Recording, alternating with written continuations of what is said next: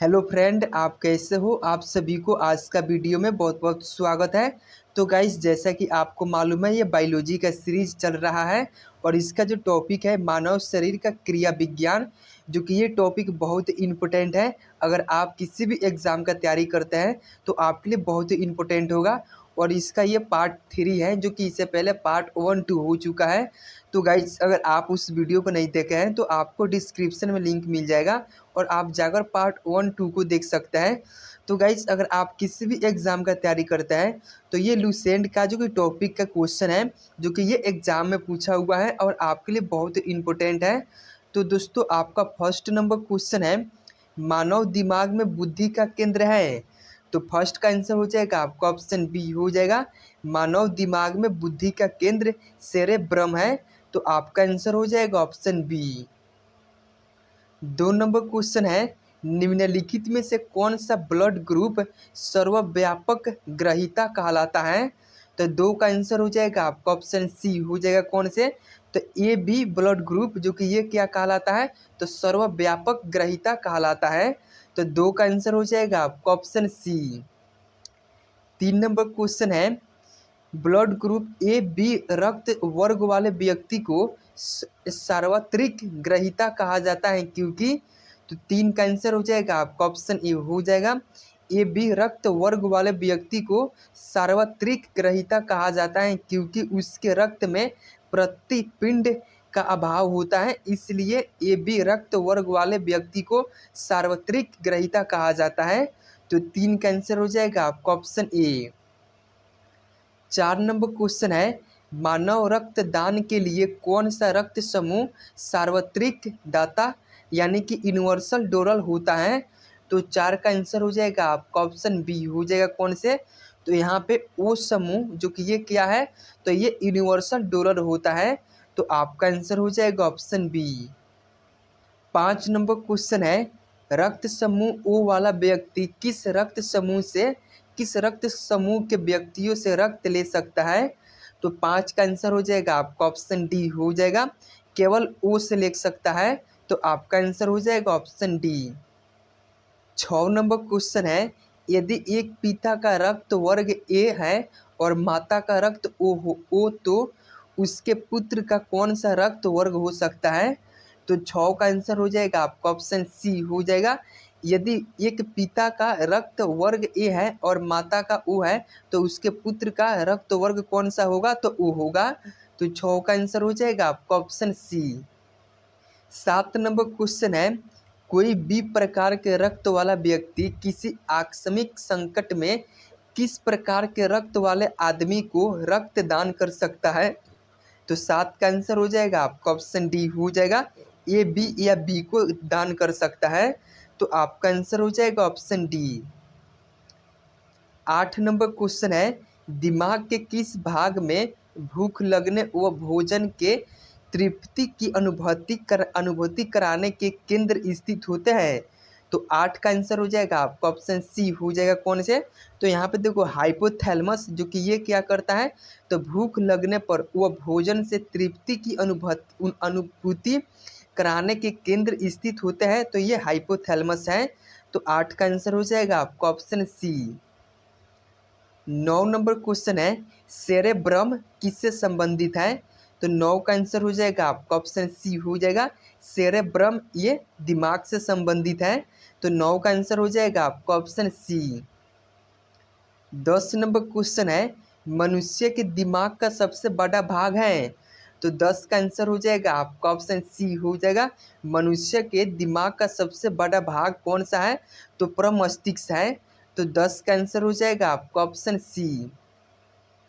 11 number question है, मानव शरीर की किन कोशिकाओं में सबसे कम पुनर्जन शक्ति होती है।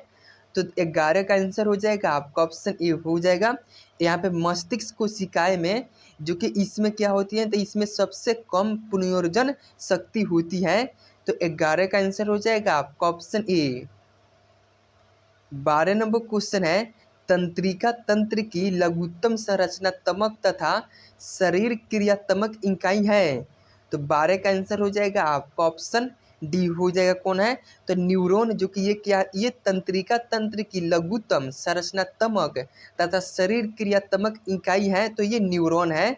तो 12 का आंसर हो जाएगा आपका ऑप्शन डी। 13 नंबर क्वेश्चन है, मानव शरीर की सबसे बड़ी कोशिका है, तो 13 का आंसर हो जाएगा आपका ऑप्शन सी हो जाएगा कौन से, तो देखो यहाँ पे तंत्रिका कोशिका, जो कि ये मानव शरीर की सबसे बड़ी कोशिका है, तो 13 का आंसर हो जाएगा आपका ऑप्शन सी।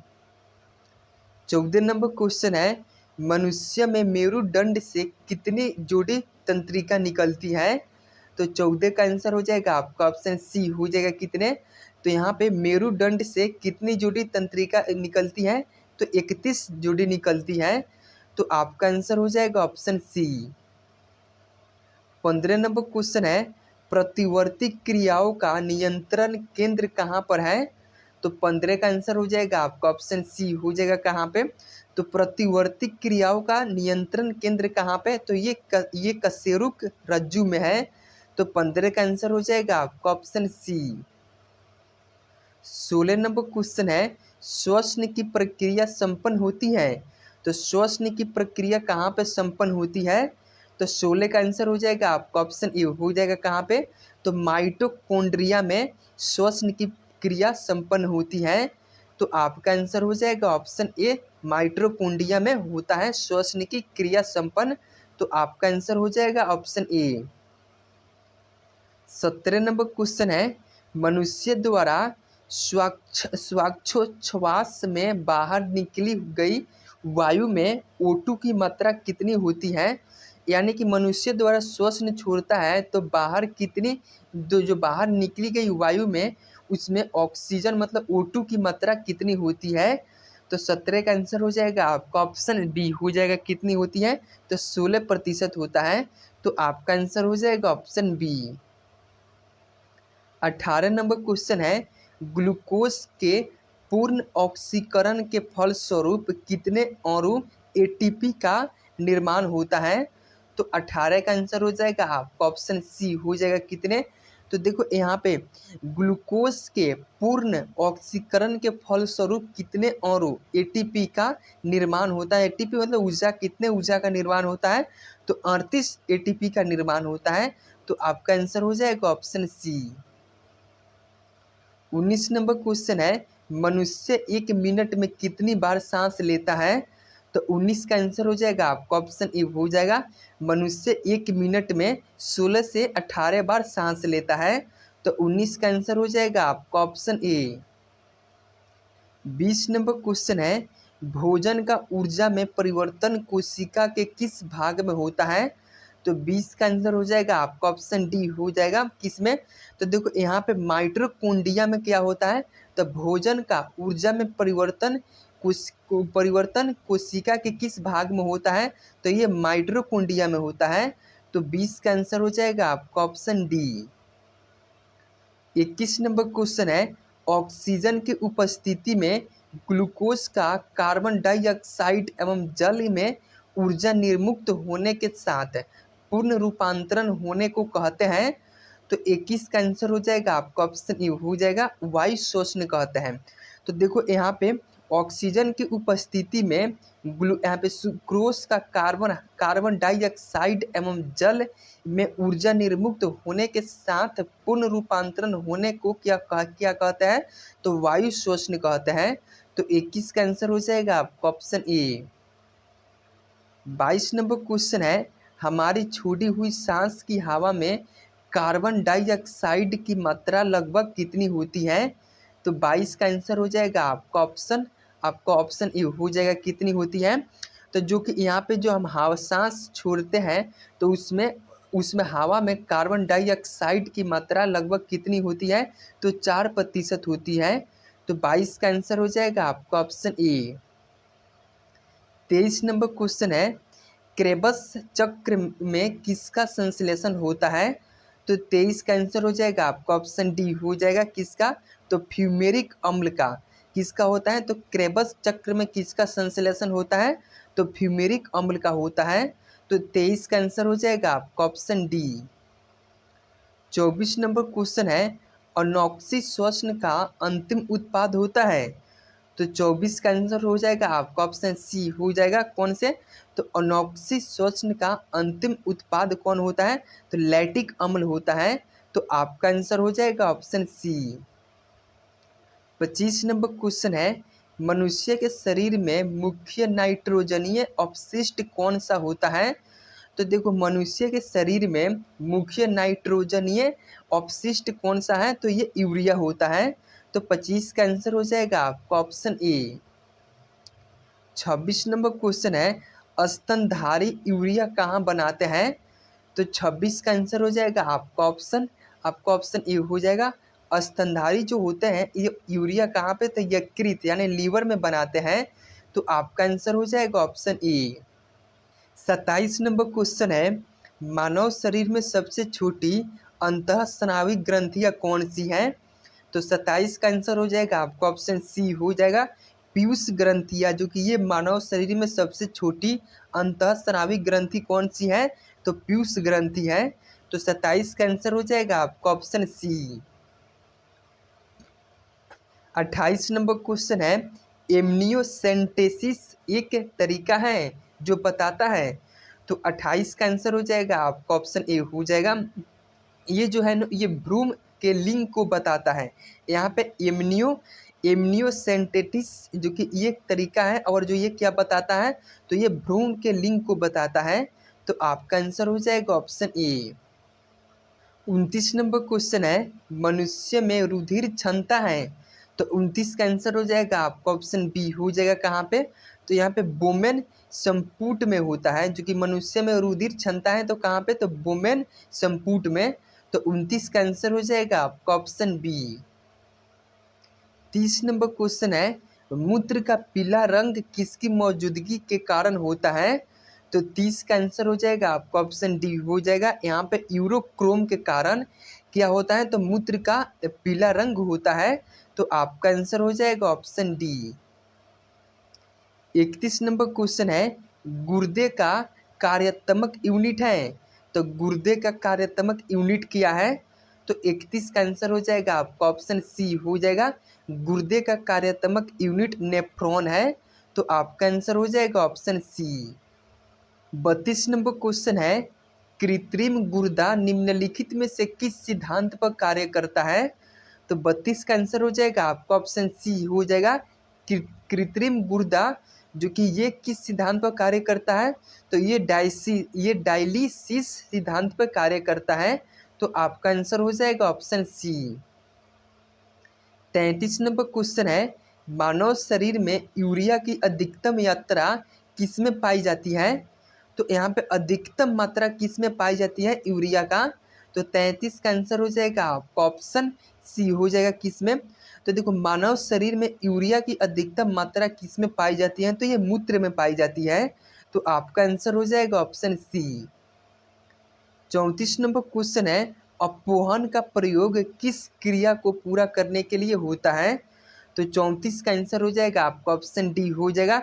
ब्रिक यानी कि यहाँ पे किडनी की क्रिया को यानी अपवहन का प्रयोग किस क्रिया को पूरा करने के लिए होता है? तो ये ब्रिक की। तो आपका आंसर हो जाएगा ऑप्शन डी। 35 नंबर क्वेश्चन है, संवेद निम्न में से किसके लिए महत्वपूर्ण है? तो 35 का आंसर हो जाएगा आपका ऑप्शन डी हो जाएगा। ये जो संवेदन है नो ये किसके लिए महत्वपूर्ण है?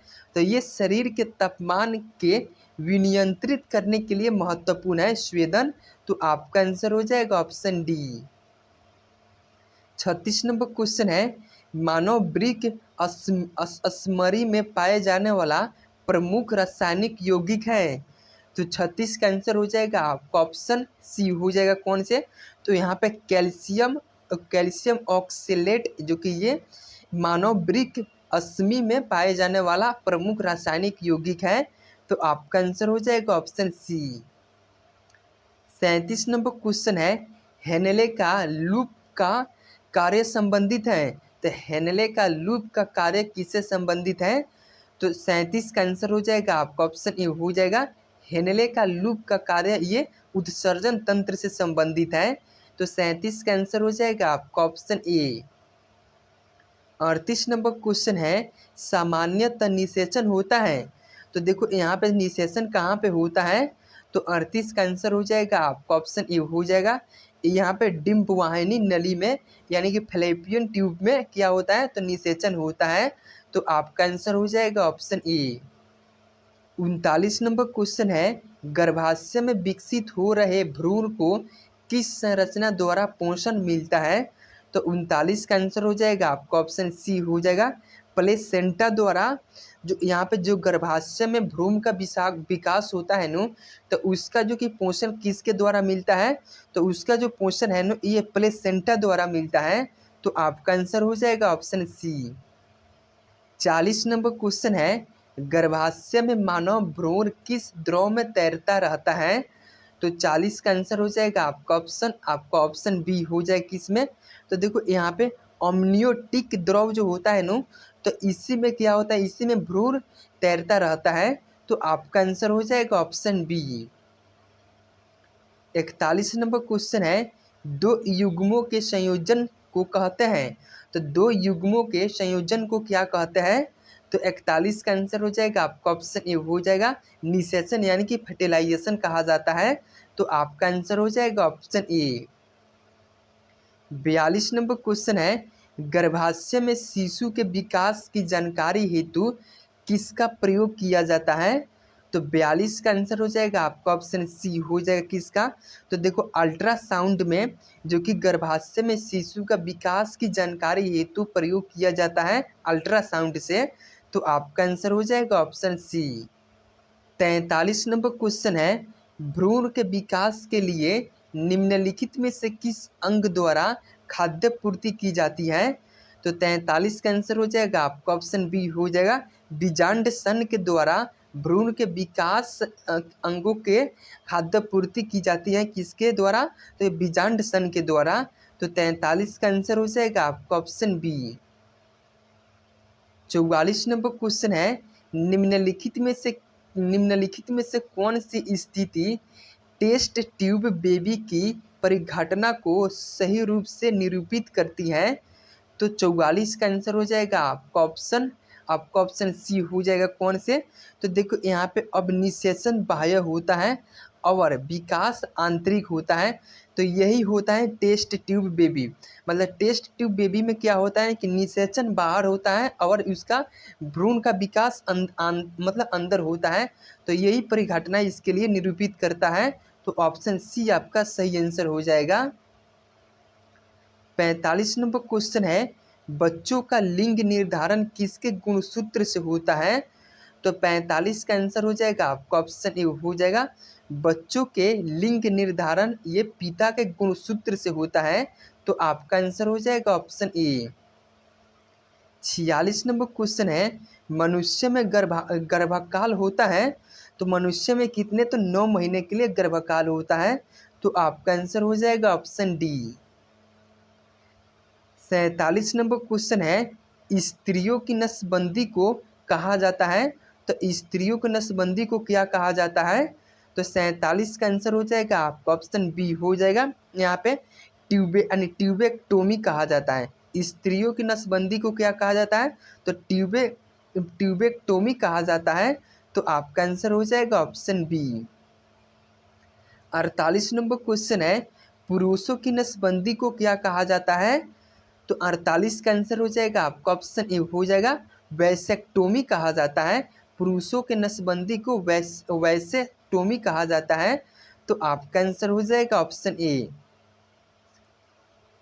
49 नंबर क्वेश्चन है, प्रथम परख नली शिशु का नाम था, तो 49 का आंसर हो जाएगा आपका ऑप्शन डी हो जाएगा, प्रथम परख नली शिशु का नाम जो कि लुइस यहाँ पे था, जो कि परख नली यानी टेस्ट ट्यूब बेबी थी ये, तो उसका पहला नाम क्या था, तो यहाँ पे लुइस था। तो 49 का आंसर हो जाएगा आपका ऑप्शन डी। 50 नंबर क्वेश्चन है, मनुष्य 1 मिनट में कितनी बार सांस लेता है, तो दोस्तों इस क्वेश्चन का आंसर आप लोगों को कमेंट बॉक्स में बताना है। तो गाइस अगर आप सभी को वीडियो अच्छा लगा हो तो प्लीज़ लाइक एंड सब्सक्राइब कर देना। ओके गाइस, फिर मिलते हैं बायोलॉजी के नेक्स्ट वीडियो में।